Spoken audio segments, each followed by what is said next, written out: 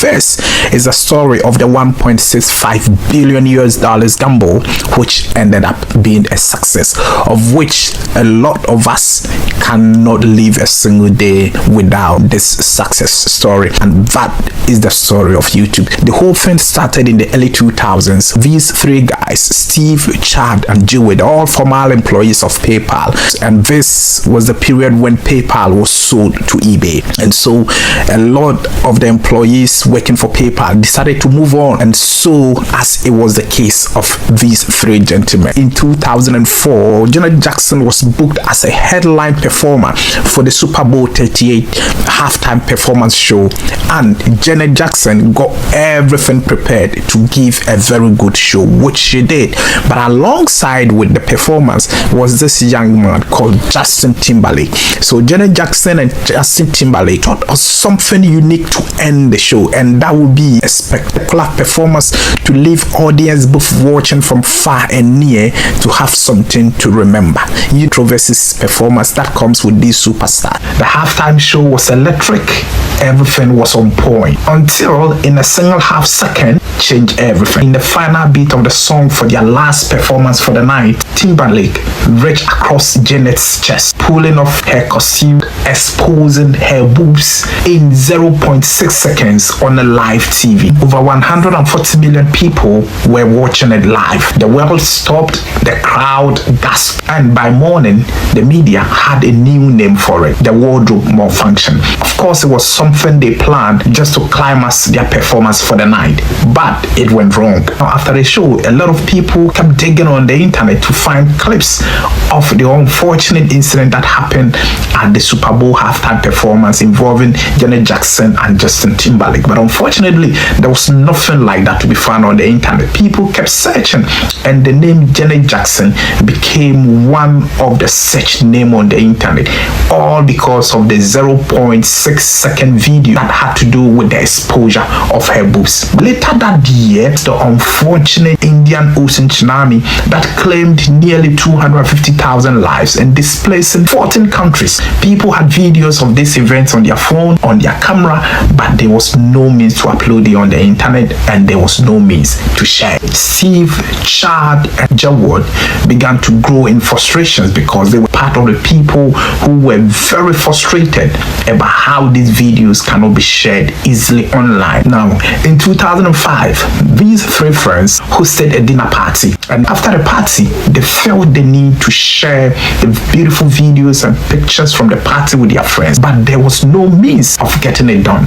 And this is when the three came together to agree that the world need a centralized place for a video. As former employees of PayPal who know how the programming and the coding and everything so far as activities on the internet is concerned, they decided to put their heads together. But they had two friends, James and Jim, who had earlier started a website called Hot or Not. And on this website, what Jim and James were doing was to encourage women to upload photos on it for others to rate it, whether it was hot or not. So Steve, Chad, and Jewett decided to take inspiration from this website, and instead of creating a website where people will upload a photo, they decided to create a website where people will upload a video, and they call it YouTube, which simply means you as the user and tube the TV. The three got YouTube underway and they got it constructed, but they were finding it difficult to get people to upload videos on it, so they call it a dating site, put in place to offer $20 to every single woman who offer a video on the platform, but nobody showed up. This became quickly clear that people were not interested in making video dating profiles, but they were desperate for a place to share any kind of video, stripping away the dating site concept to focus on one core principle: making it easy to upload and share a video. After several attempts by these guys, on April 23rd, 2005, one of them, Jawad, uploaded a video titled Me at the Zoo, where he talks about elephants behind him. And guess what? That was a magical video which actually rewarded their efforts. Speed of their success was unprecedented. It was unimaginable. By late 2005, YouTube was getting millions of views a day, and now their efforts is being rewarded day after day. By the end of 2006, it was one of the fastest growing websites in the world. Can you imagine? It had done what no one thought possible, and it has made every person on this planet a potential broadcaster. And in November 2006, 18 months after launching, Google was all this along the line, peeping from windows, seeing what these boys have been cooking. So just 18 months after launch of the YouTube, Google came in knocking at the door of these guys. And guess what the offer was? $1.65 billion on the table. It was a deal for these guys. After hard work behind the scenes, they accepted it. Google came in, took over YouTube, and the rest is history. This is it.